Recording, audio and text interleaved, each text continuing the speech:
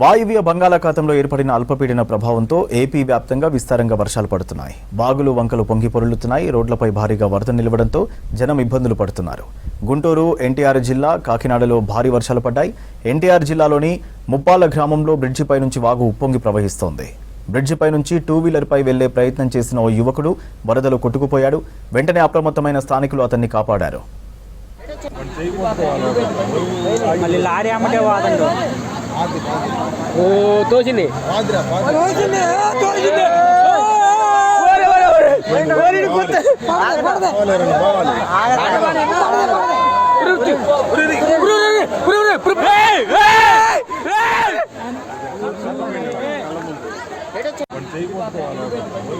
మళ్ళీ లారీ